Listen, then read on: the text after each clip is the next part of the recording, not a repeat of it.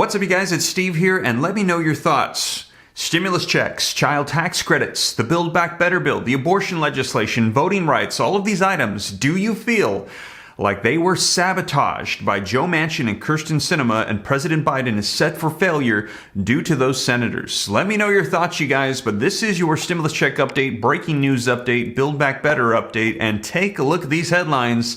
Senator Bernie Sanders letting it rip. Manchin and Sinema sabotaged Biden's agenda, Sanders says. And he says we need to put pressure on the voters of West Virginia and Arizona for these senators and hold them accountable. Let me know your thoughts. Take a look, you guys. Bernie Sanders says Manchin and Sinema have sabotaged Biden's agenda. Two people who have prevented us from doing it, from doing anything. And we're hearing approvals are plummeting for Democrats in control and the president. And Bernie Sanders is saying it is their fault. Now, I have got the video footage I'm going to be sharing with you. You can hear it directly from him, and he's going to be covering everything in this video, a ton of stuff. He's going to be talking about his potential presidential election. We're going to be hearing him talk about Build Back Better, everything that's unfolding, the approval rating, the disapproval rating of Democrats and the president. You're not going to want to miss this one. Bernie Sanders not holding back. Now, also, if you missed my last video, we're hearing that a lot of people in Congress right now are saying it is time to send out stimulus checks and help out people. I've been keeping you up to date. And take a look, you guys, my last video.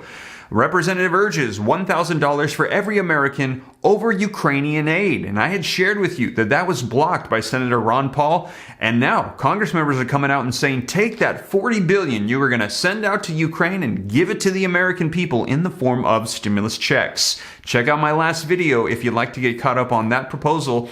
And also, you guys, I let you know that right now we're seeing shortages across the board with supply chain issues, the war with Russia and Ukraine, the lockdowns happening in China, and the latest is baby formula. And with formula shortages at dire levels, it's time for baby stimulus checks, offering $250 per month for formula stimulus checks. Now, let me know your thoughts, because I shared this with somebody as soon as I heard about it, and they told me that is absolutely ridiculous. They said, here's the thing. It's not money that they need for the formula. It's that the formula is not on the shelves. It's just not available. And they need to find ways to feed their baby. Even if you throw $1 million at somebody, it's not going to get them the food that's missing from the shelves. Let me know your thoughts, you guys, but check out that video as well if you missed it, on what they're calling for monthly reoccurring baby formula stimulus checks. Now, that's not all we're hearing is we're having issues with. As you know, gas prices are going up. We have supply chain issues. Food costs are going up. And you guys, we're hearing that the costs of bread, cereal, pasta, all of these products, wheat and grain, that they are on a supply chain shortage because Ukraine's war has blocked up tons and tons, literally millions of tons of grain. And also, India is now storaging up theirs, and they're the second largest supplier because they're concerned that there's going to be a massive shortage. And take a look at these headlines coming out.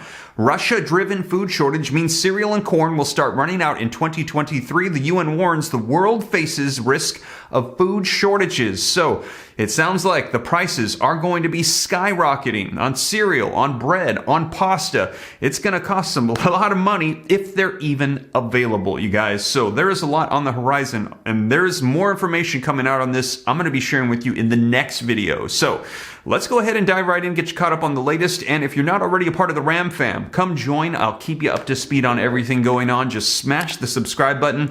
Totally free. Why not? And turn on that notification bell so as soon as I get updates out, you can be notified right away. Also, if you appreciate the updates, don't forget, smash the like button. Helps me out a ton. I appreciate it. Just takes a second. Thank you so much. And if you got any specific questions for me, shoot them to me in the DM on Instagram at SteveRam3. And consider joining my second channel, Steve Ram Finance, to learn about growing wealth and personal finance. More content coming on that channel as well. I'll pin a comment down below. You can click the link, go subscribe, turn on notifications to get updated about stocks, crypto, real estate, investing, and business.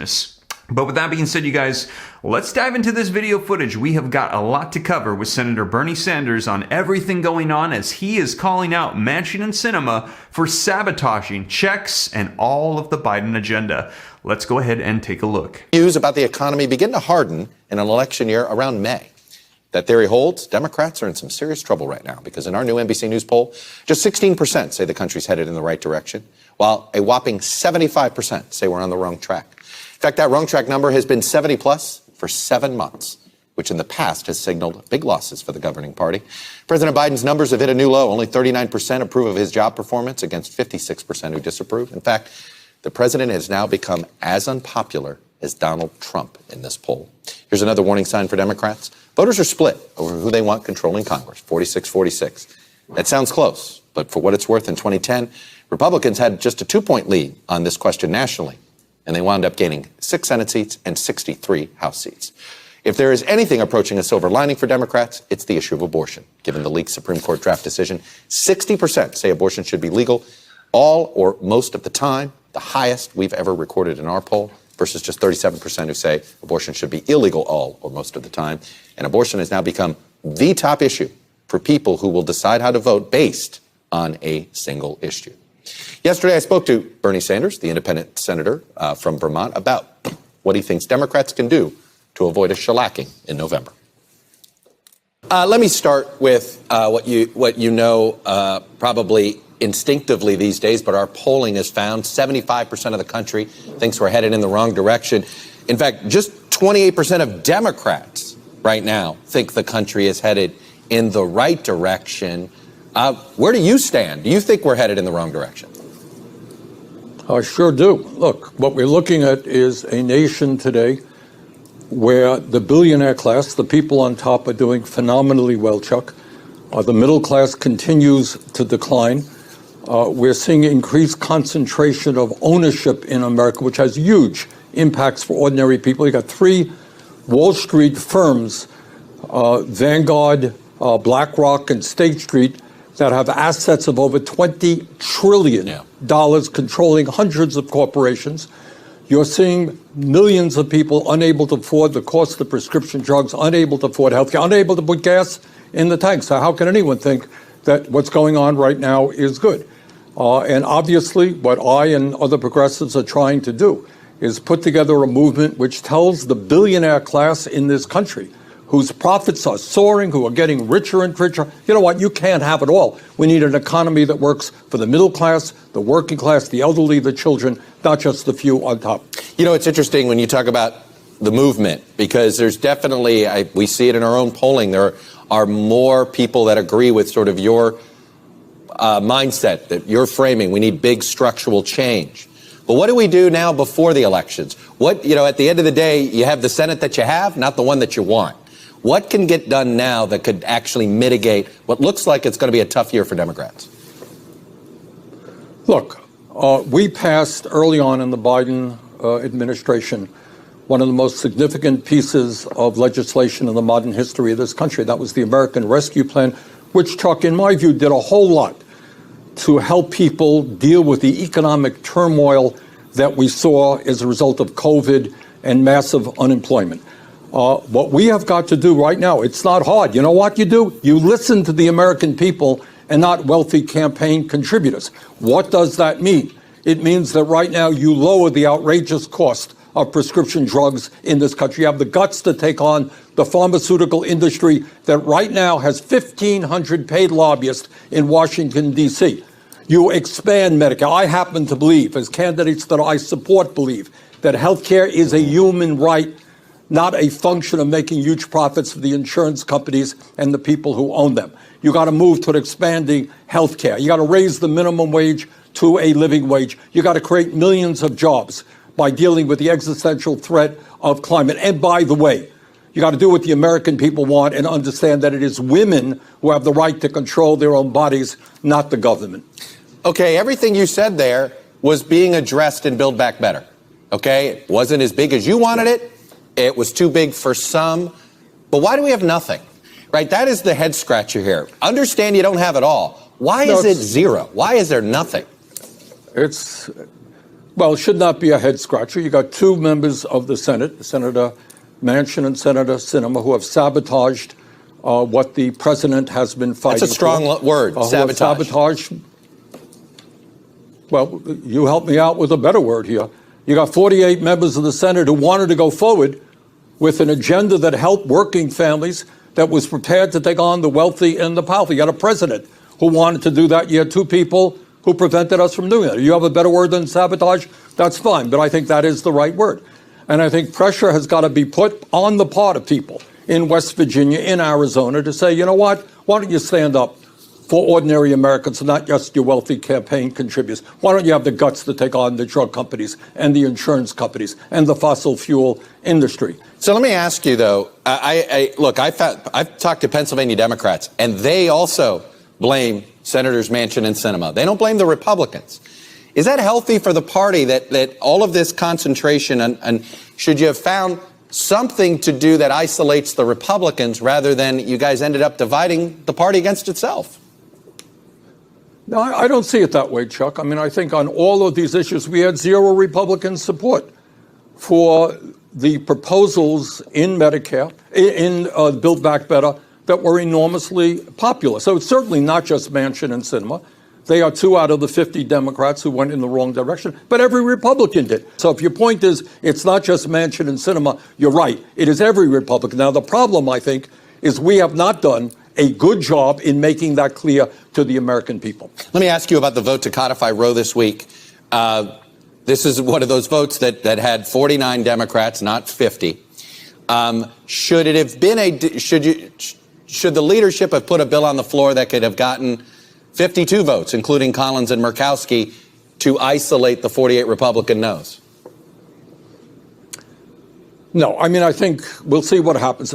But to answer your question, I think nobody should think that this process is dead. We should bring those bills up again and again and again. I was just at a rally earlier, on Saturday in Montpelier from my state capital. I mean, people cannot believe that you have a Supreme Court and Republicans who are prepared to overturn 50 years of precedent. So I think what we should do is on this bill end the filibuster, do everything that we can to get 50 votes on the strongest possible bill to protect the woman's right to control her own body. Before we had this leak opinion about Roe being overturned, you didn't use the abortion issue as a reason not to support people. You've supported pro-life progressives if they were progressive on economic issues. Well, I recall a mayor of Omaha. I recall a race like that.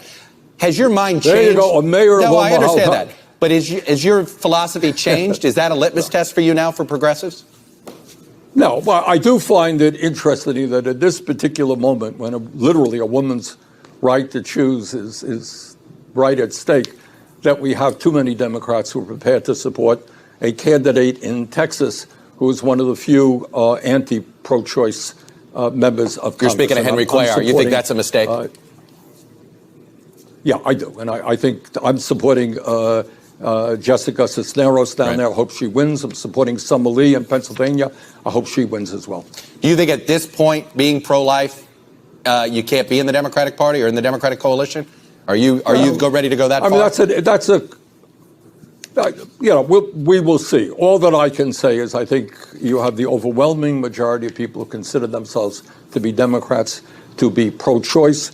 I have been pro-choice my entire life, and the candidates that I am supporting now are all pro-choice. Look, a woman's right to control her own body is really on the line, and we have got to do everything we can to defend that right. Last question. Are you definitely going to rule out ever being a presidential candidate again, or if there's an open race in 2024, could you run? Why did I think you might ask that question? Well, Faz Shakur wrote it in his memo. You don't look. No politician I know rules out, all options. Everything is on the table. But right now, my focus is to do everything that I can to elect candidates to Congress who are going to stand up and fight for working families in this coming midterm election. Fair enough. Senator Bernie Sanders from Vermont, always a pleasure, sir. Thanks for coming on, sharing your perspective. Wow, so I know there was a lot there. Let me know your thoughts in the comments down below. Bernie Sanders saying he can't even think of a better word than sabotage to explain Joe Manchin and Kyrsten Sinema's behavior, and also talking about what's going to be unfolding with him potentially running. A lot of people have been speculating about that. We've been hearing a lot of stuff in the news, and we've heard him say that it's not out of the question if the president, Joe Biden, decides not to do a second run here. Now, we will see, because we've heard that he is going to be running again. And also, just a lot of people are saying that the approval of Joe Biden is really, really bad right now. So there's a lot of people lining up saying they're taking it into consideration as well. And we're going to be seeing, because Democrats, they've not been able to unify to pass out more provisions. They've not been able to do so in a way that will not add to debt and inflation. There's just a lot of concerns with everything going on right now. So, like I said, I know there's a lot going on, but I will be sure to keep you up to date here on the channel so you know what's going on. And as always, you guys, thank you so much for joining me. I hope this video was helpful. If you made it this far and you haven't already, don't forget, take a quick second, smash that like button. Helps me out a ton. I appreciate it. Thank you so much. Leave your comments, share this out. If you want to stay up to date, totally free, smash the subscribe button, turn on the notification bell, come join the Ram fam. If you got any specific questions for me, shoot them to me in the DM on Instagram at SteveRam3, and consider joining my second channel, Steve Ram Finance, to learn about growing wealth and personal finance. But with that being said, you guys, once again, thank you so much for joining me, and keep an eye out for the next video. I'm going to be getting you caught up on everything going on. Take care. God bless. This is Steve.